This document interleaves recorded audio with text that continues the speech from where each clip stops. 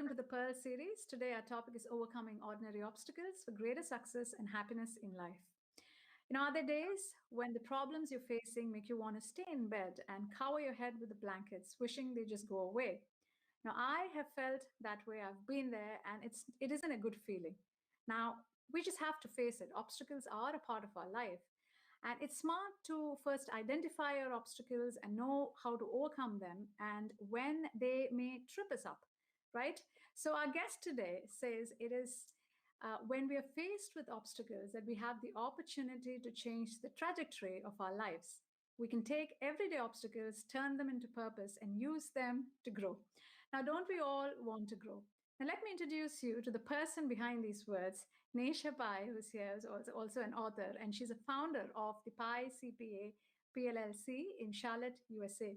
She began her career within the world-renowned accounting firm Arthur Andersen, and later within multiple Fortune 500 companies as a business consultant, relationship facilitator, and accounting analyst. She realized she had a strong pull towards the small business and entrepreneurial sector. Since starting her own firm in 2011, Nesha has continued nourishing her vision and the business growth of the Queen City by creating Pi Networking Group in 2017 and launching a podcast series, Piece of the Pie, that focuses on successful Charlotte entrepreneurs sharing their business insights. In January 2020, Nesha published her book, Overcoming Ordinary Obstacles, which won the award in the Multicultural Nonfiction category by the American Book Fest. She has been a Charlotte resident since 1993 and was named as one of the top 50 most influential women of 2020 in the Mecklenburg Times. Nesha has also been awarded the Emerging Leader Award from Career Mastered magazine. She's a proud mom of a son who graduated engineering recently from North Carolina State University. That's wonderful and a privilege to be talking to someone who had made so many achievements in their life. And Nesha, you've overcome your racism and sexism and created your own identity and built a business. So we're extremely happy to have you on Pearl. I'm honored to be here. Thank you. The pleasure is ours, actually. So, and I always say, I'm an ordinary person chasing an extraordinary life, and we all have that opportunity. That's right. It's beautiful, Nesha. I love, when you say that. And of course, today we're going to start talking about your book, which is the most happening thing here. Now, overcoming ordinary obstacles. I mean, first of all, I just love the topic of this book. And I've read it, and it tells the story of your life, the obstacles that you have overcome in your life. Now, many obstacles you faced were not obstacles that every one of us could have faced in our lives. For example, being brown in North America. Now, although the specifics may be different in each case, the feeling of feeling like an outsider is a common theme in many lives. So is there value to being an outsider, even the black sheep? Yes, when I was young, I didn't really understand how uniquely and wonderfully made we all are, and that our uniqueness actually is an asset. I feel that I have been considered a black sheep my whole life, even in my own family. And what I feel being a black sheep really represents is not a negative, it's actually a positive. I feel like black sheep have the opportunity to break generational curses. We have the opportunity to push boundaries and create pathways that our ancestors have not. So we create this whole new path and journey for people who will come behind us. I mean, that is just absolutely mind-blowing. And also, I've realized that if you're an outsider, you just get to observe things and learn, right? I mean, what not to do and what we should be doing. So, and what is possible, showing what is possible. That's right. That's right. Absolutely. Now, can you talk about some of the, common self-limiting negative behaviors and obstacles, and, how can one overcome that? Oh, for sure. For me, my biggest blow as a young adult when I came out to work for the #1 accounting firm in the world was getting fired 2 years into it, and feeling this stigma of unworthiness Hmm. and failure. And I wasn't good enough. I wasn't a good enough accountant. I wasn't smart enough. And I carried that for 19 years, Wow. that I wasn't good enough. And I feel that that overall theme can be in anything. I think we all, a lot of us, in fact, most of us walk around in some facet of our life where we feel we're not good enough, we're not worthy enough, we're not smart enough, we're not pretty enough, we're not rich enough, like fill in the blank, That's right. That's right. you know. So, what did you do to overcome that? I mean, these are common things that anybody could relate to, right? What the aha moment for me was realizing that I let man, human, I say human, I let man dictate how I felt about myself. Hmm. And when I realized that a human cannot limit or dictate who we are and what we are, and limit our value or limit our worth, it was an aha moment for me. I derive my source from above, and that my God or God, whatever you perceive as God, is who defines your worth. And that was the biggest aha moment for me, that we are not limited by another man. That's right. And I totally see where you're coming from. And even, if we go ahead with those feelings, and even if we fail, but I'm sure we're learning something out of that, right? Something critical. So yes, yes. Now, do you think, likes and dislikes, um, perhaps, we could consider them as, mental obstacles? So, is it something, now how can we overcome those? What are your thoughts on that? Are we talking about likes and dislikes on social media, or likes on and dislikes in, like, in what way do you mean?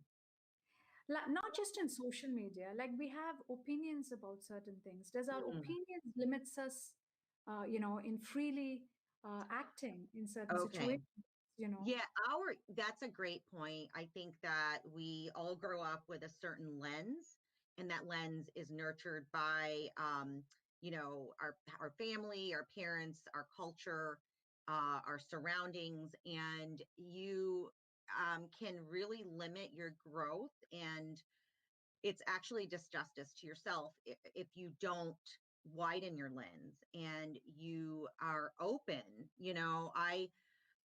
I had a lot of likes and dislikes growing up, and I found that letting go of those things and just being open to what is coming to you, has deeply enriched my life. And so, I encourage people, let go, because just give it a chance.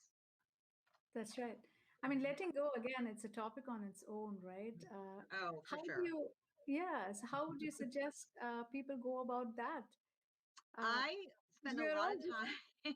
Yeah, I spend a lot of time in prayer and meditation. I'm not as good as at meditation as you are, and I want to learn, but I spend a lot of time in prayer, and being quiet with myself and God, and working on things that I need to let go of, and um, and self awareness. Right, having the self awareness to know that you need to let go is the first step. That's right. That's right. It's beautiful. And, first of all, although we're all meditating, we're all learning in this together. So, it's a journey for everyone. And yeah, so, let's talk about other obstacles that you haven't, mentioned earlier. Yeah. Self doubt is one big one, right? Like lack of confidence, particularly for women. How do you encourage them? How do you empower them? Um, what would you say to them, Nisha? That is a huge theme with women, no matter what race or age we are. It's something that we battle every day, having self confidence and confidence. For me, you know, being a mother, and even if you aren't a mother, like for me, it was important to show an example to my child, and show an example to the next generation, and to my peers and mentees, that we can do what we want. Hmm. And it was that was my driving factor of, hey, I know I'm good at what I do. I have the results. And I need to speak up and speak out more, because someone somewhere needs to hear what I have to say. And I feel like for everybody, for women, we need to speak up and speak out, because if we don't, we're actually hurting the world. The world needs us to show up. And that needs to be what your driving factor is. And know that you are good and you're good enough. And it doesn't have to be perfect. That's right. That's beautiful. Now, some of us, we have the inability to forgive the action of others, right? If they've hurt us, so how do we overcome that? Forgiveness is a big theme in my book. And, I think it's, as humans, we work on it every single day. I guarantee you, you won't meet someone who hasn't been hurt and still has someone to forgive. It's just part of human nature. And we see this all the time. Forgiveness is for us. It's not Yes. for them. It doesn't Mm. mean you accept their actions or what they did to hurt you. It just releases you from the poison and the anger that you hold inside. And I held a lot of anger. I held a lot of anger over the course of my life, from not forgiving, and it only hurt me. Mm. And that is a beautiful perspective you bring to this forgiveness, actually. So yeah, I just encourage people to keep working on it. It's not going to come overnight. I mean, there are still people I need to forgive that hurt me years ago. Mm. Um, but again, it's about being self-aware and not letting it take over your emotions or your life. Right, beautiful. Now, Mm. not having the motivation to do anything, right? Feeling drained all the time. And of course, if there's no motivation and it's coming from an inability to stay focused, and the result is it's definitely creates a huge obstacles, these chasing squirrels in the mind all the time. It is a mental obstacle, and it creates a lot of resistance and excuses, right? Yes. Now, how can we overcome that obstacle? It's interesting because at the year I was writing my book, which took me a year, I was going through a lawsuit with a stalker. And I was going through a heartbreak with a man that I thought I was going to marry, and it didn't work out. And so I had these two huge things that Mm. distracted my focus. But I always came back to the center, and I always came back to it being important for me to write this book. And so I encourage people to, in the midst of whatever they're going through, whatever storm, to find their center and remember their why. Like, why are you doing what you're doing, and why are you here? Like, we all have a why, and we all have a purpose. And your why might be your children. Your why might be like, I have to pass this test, or I need to get through school. Always center back to your why in the middle of the storm. Yeah, and that's a very beautiful advice, and I try and do that too, Nisha. So I can relate very much to what you're saying. Now, empathy. Empathy is a big one, right? Now, how can we develop that? Empathy is something I also had to work on in my life, because I had so much anger and I built a wall.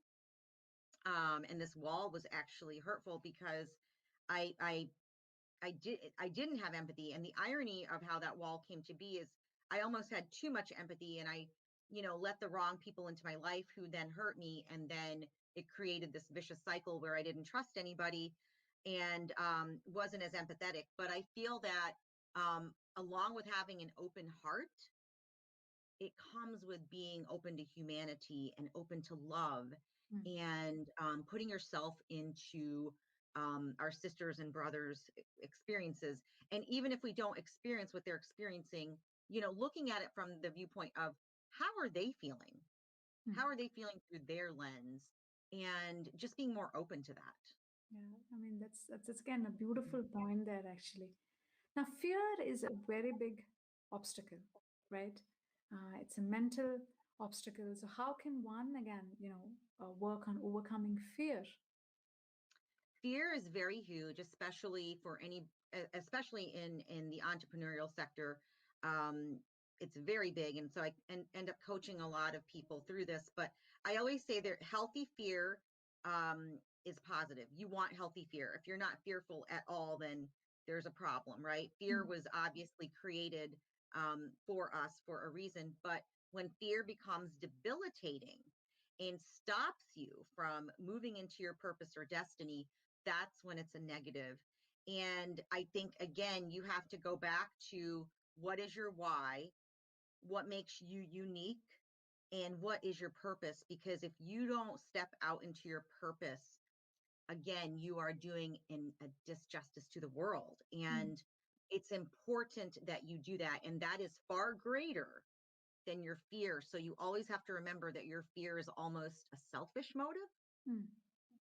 and it's an excuse. And you we want to be selfless, and we want to be giving as people and humans, as humans. So you know it's okay to have healthy fear, but if it stops you, take a step back and be like, what is it that's stopping me? Is this an excuse? Right, right. It's a very interesting point there. Now, we've talked about many of the obstacles, common, ordinary, common obstacles that you are, mentioned in your book, and some of it is not very, it's blatantly obvious, and the physical obstacles, and what about the lack of money? Some of us Yeah, have. that's a great question. So I watched my dad emigrate to the United States. I mean, I didn't watch him. I wasn't born yet, right? But I Mhm, know the story of my dad emigrating here with $1 in his pocket, in a third class cargo ship. mm, And he left wealth.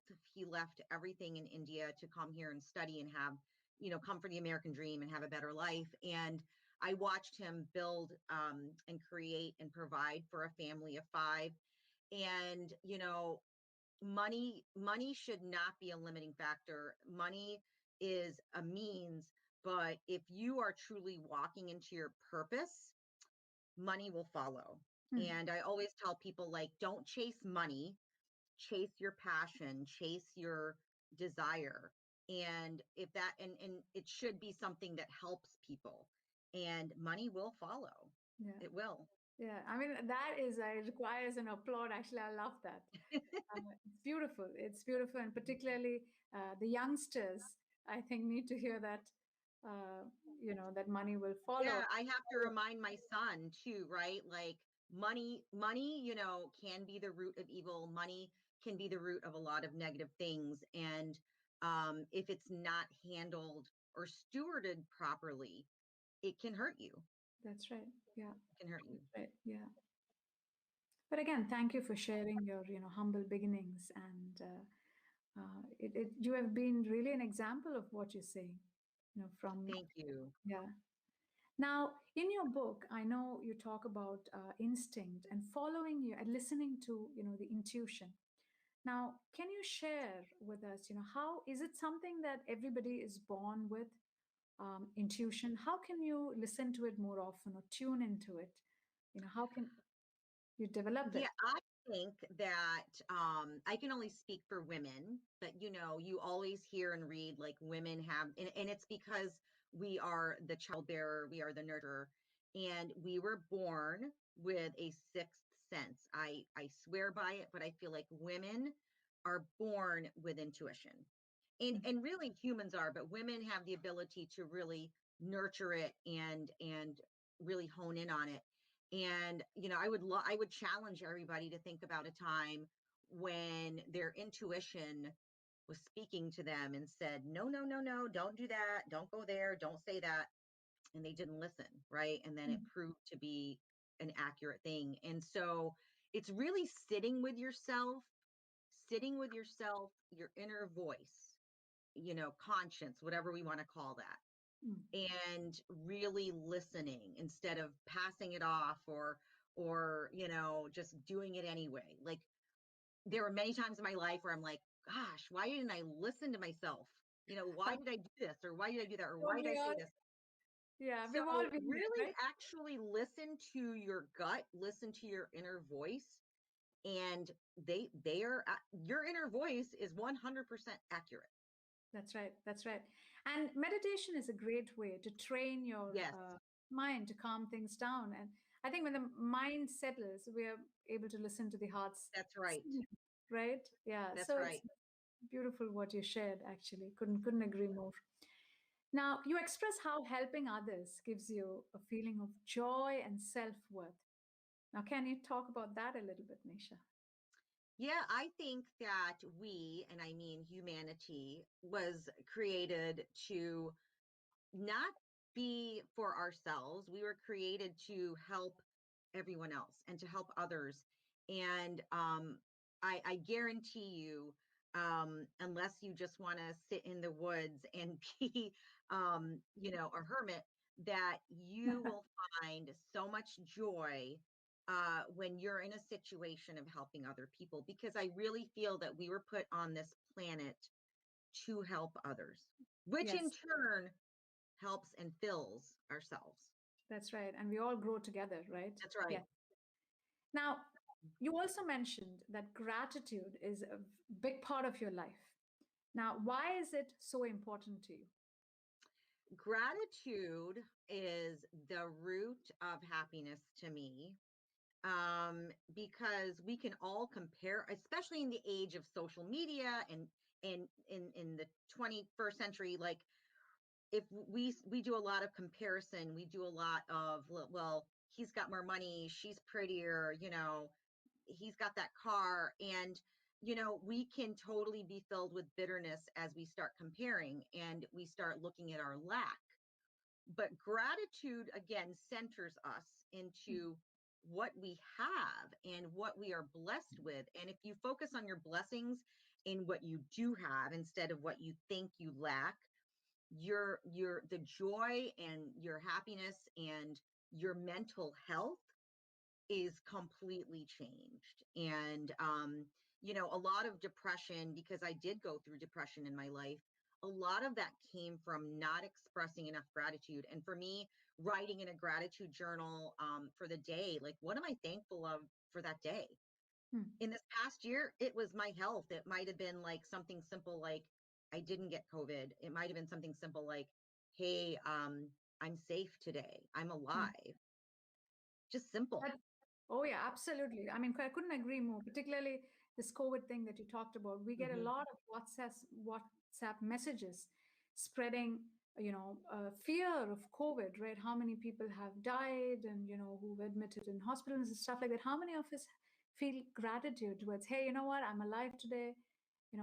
My family's safe. And I mean, that Right. makes a big difference. Yes, it's Yeah. So that's even if you're going through a dark time, like, there's always something that you could find to be that's right. grateful for. That's right. Yeah. And again, Nisha, with my limited experience in the heartfulness practice, I truly believe that gratitude is also an outcome of a very heartfelt practice, Yes, be it meditation or any contemplative practices.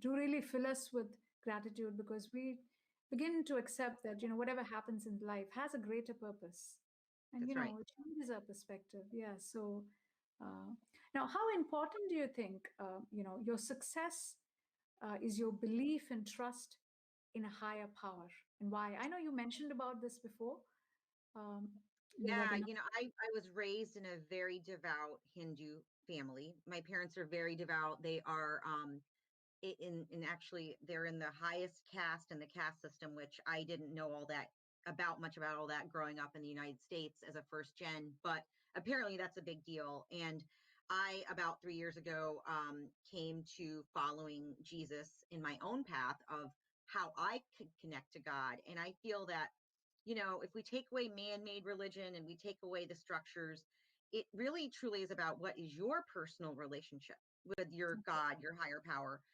For me, it has changed my entire life Mm, to have a personal relationship and to realize love flows from above to me and my love flows outward. So it's like upward, inward, outward. And it has changed how I show up in the world. Mm. I'm more loving, I'm more giving, I'm more serving because I get my energy and my worth from above. Beautiful. And that's what heartfulness is about too. The heartfulness teacher, Daji, he says, every meditation is your experience, your connection with God or Yes, divine, divinity, or whatever you want to call, the that's right. source. Mhm. Yeah. So it's so beautiful. Uh, Now, coming to the entrepreneurial aspect and the business aspect and workplace things, and you are an entrepreneur, so I have a few questions for you in connection with that. I think for some people in leadership role, it is difficult to ask for help, and that is an obstacle in some way, right? Now, what have you Absolutely. got to say to those people? I think especially it's hard for women that are overachieving and successful and because we are expected to do it all, right? We're expected to be the mother. We're expected to run our business. We're expected to take care of everything. And I have limited myself many times in life because I was afraid to ask for help. And I'm like, no, no, no, I can do this. I got this. And it was actually holding me back. Hmm.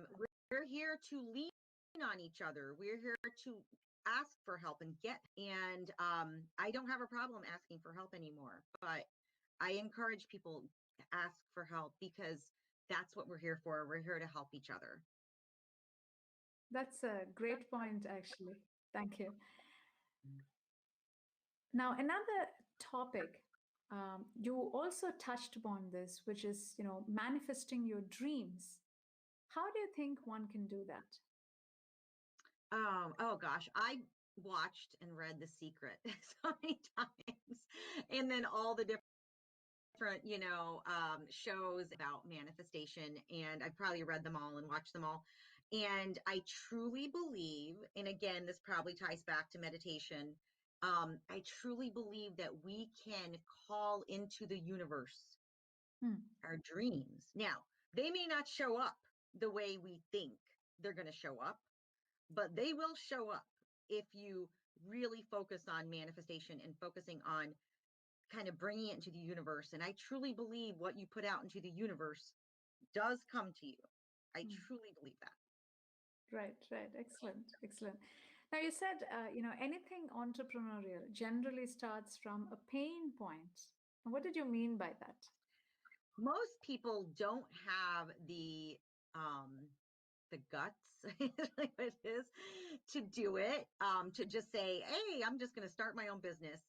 Usually it comes from something painful. In my situation, Right, I wasn't going to get a raise, and when I approached my boss, and I just decided I'm going to quit on the spot.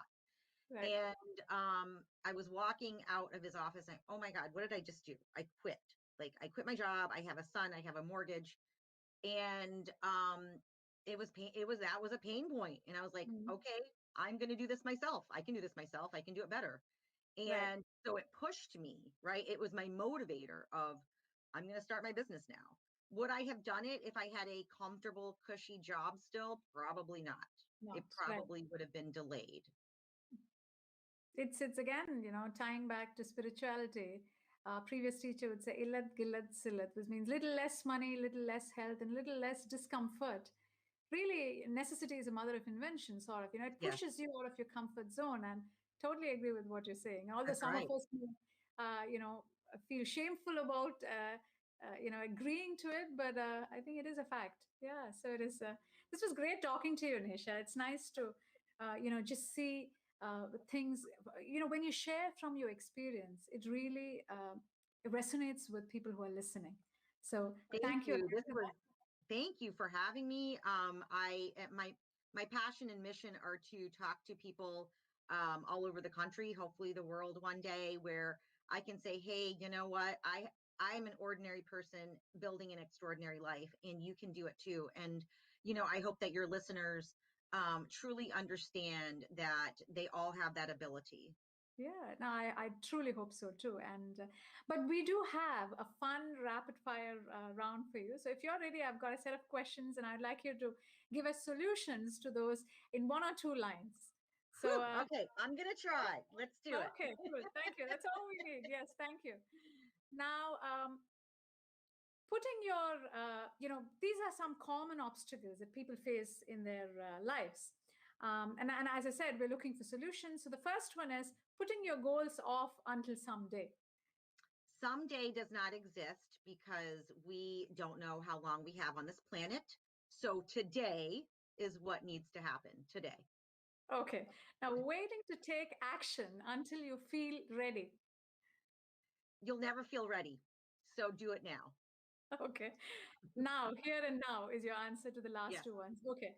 Now, not anticipating the tough times.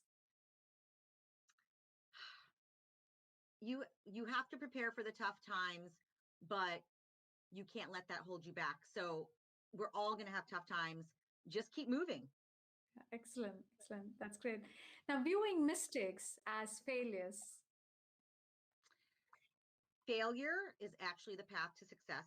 And if you see any quotes, any books on that, it actually is necessary for success. So look at it as a positive instead of a negative. Cool. Not making your goal a priority. Oh, if you don't make your goal a priority, you're never going to reach your goals. It has to Oh, be a priority. right. Excellent. Giving up, before you see the results. Results do not come overnight. Everyone especially in the next generation, we see this, they want overnight success.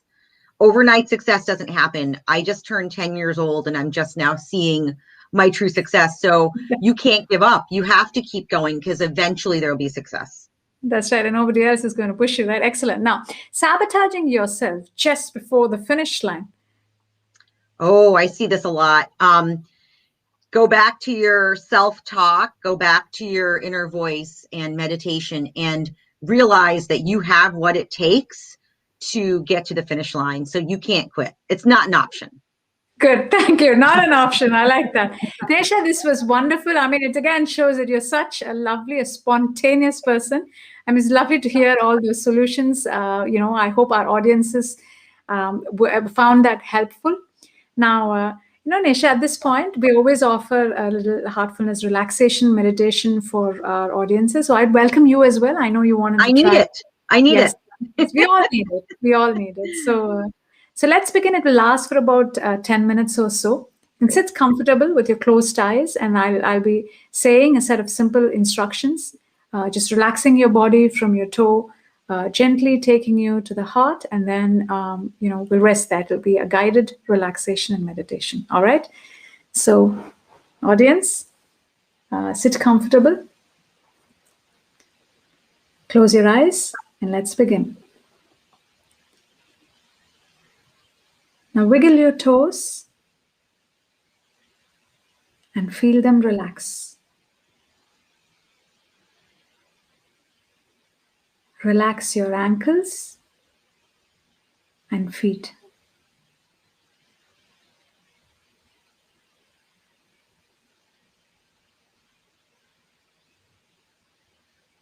Feel the energy from the Mother Earth entering your legs,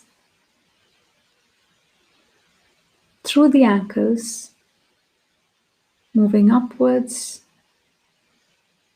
relaxing the calf muscles, knees, thighs, and hips.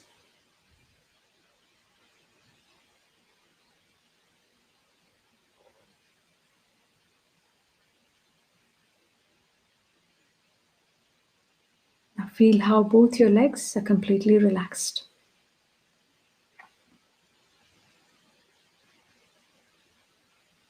Take a deep breath in and a deep breath out.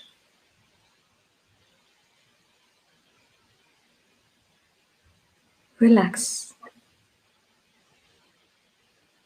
Relax your seating area, stomach, and waist. Breathe in,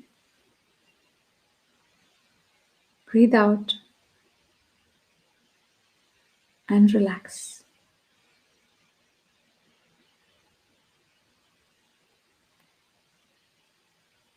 Now feel the energy in your back.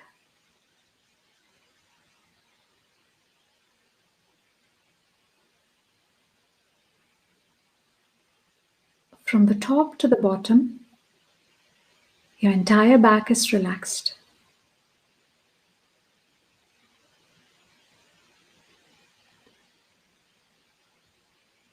Breathe in,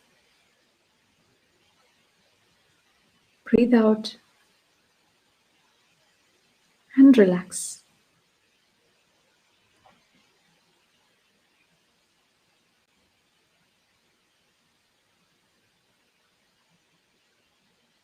Now relax your chest and shoulders. Feel your shoulders simply melting away.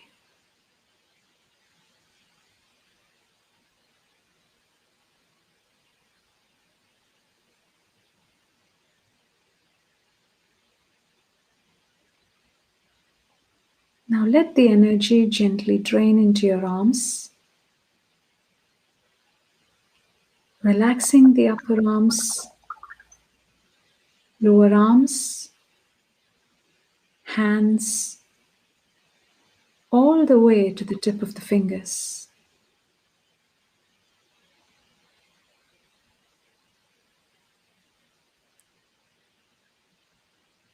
Now feel how both your arms are completely relaxed.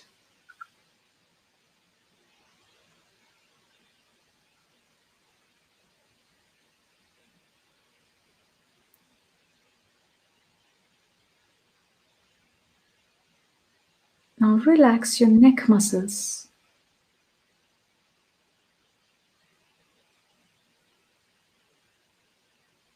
Release any tension you may be holding there.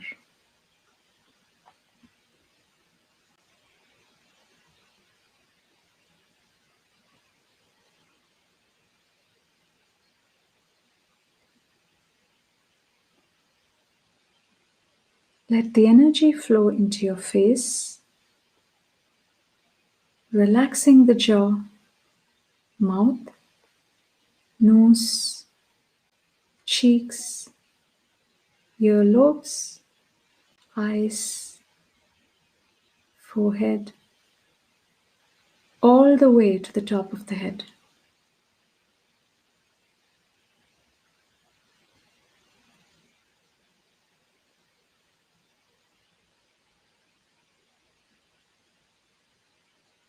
Now feel how your whole body is completely relaxed.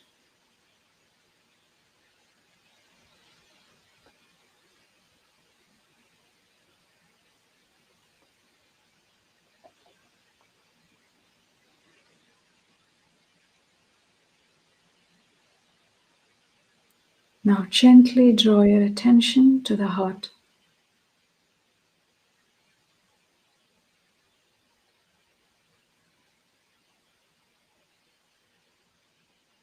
Imagine that the source of light that's already in your heart is illuminating and pulling your attention inwards.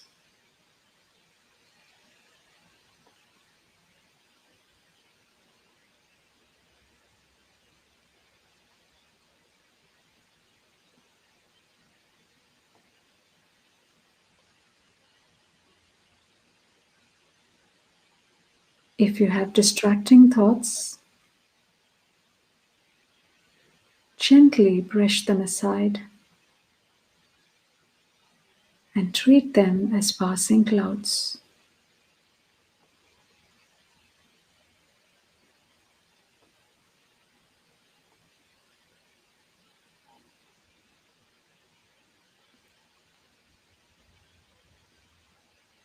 If you have drifted far away,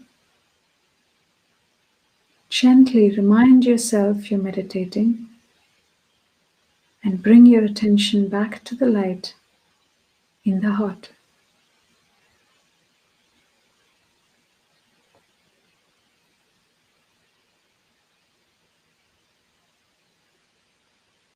Stay still and quiet and absorbed in meditation.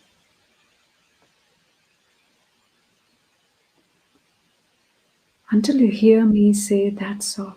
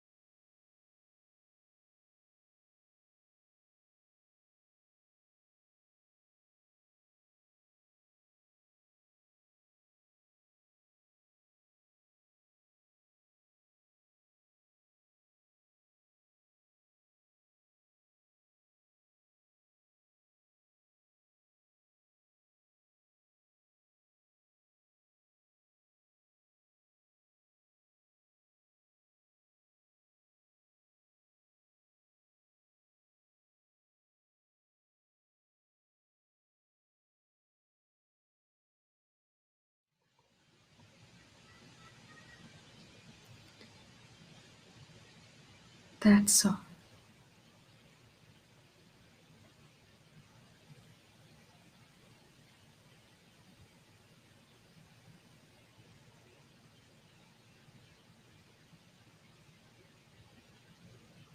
Please remain still with your eyes closed for just a couple more minutes.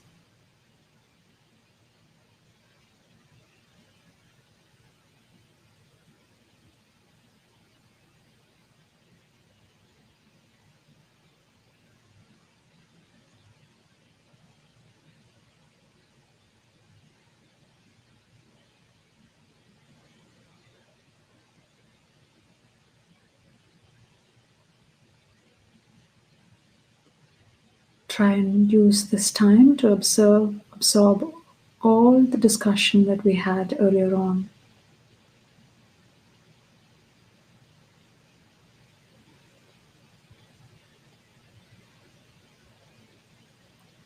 That'll help us to become a better person.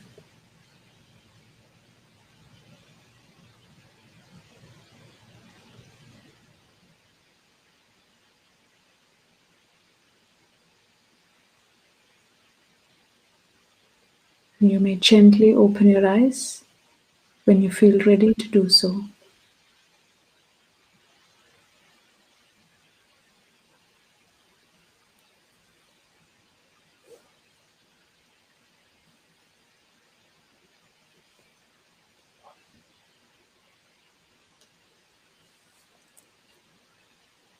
So, how is it, Nisha?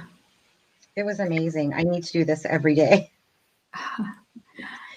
You have such a soothing voice too. So I feel so relaxed and centered again. Beautiful. Thank you, Nisha. I mean, certainly we can connect offline and, we can try and see how we can get Yeah. that started for you. Yes, yeah. And if anybody else, if you have experienced heartfulness meditation for the first time, and if you like it, and if you'd like to want to take it further, you can please reach out to us at pearl@heartfulness.org. We will certainly get in touch, put you in touch with a trainer, closest to you. So other than that, as you beautifully said, you did talk about centering yourself several times during your talk, and certainly, meditation does greatly help us with that. And a lot of what we had talked about, Anisha, I was just thinking during meditation that it's many of it has got to do with our mindset, right? And I mean, we're creating all these obstacles, and if we can get the help of such tools like meditation, we can make use of the resources that we have within and pull us out of uh, what we are going through, Yes. right? And as you beautifully said, we're all ordinary people here with extraordinary capabilities to build an extraordinary life. So I love that. I love that. And thank you again for sharing all these pearls with us on the Pearl platform. And thank you, audience, for joining us today. Hope you found this webinar very useful, and please share your thoughts and comments in the comment section. Any last words of closing, Nesha? No, thank you. That was beautiful. And I'm so honored to be on your platform today. Thank you. So we look forward to seeing you all in our next webinar. Until then, take care. Bye for now.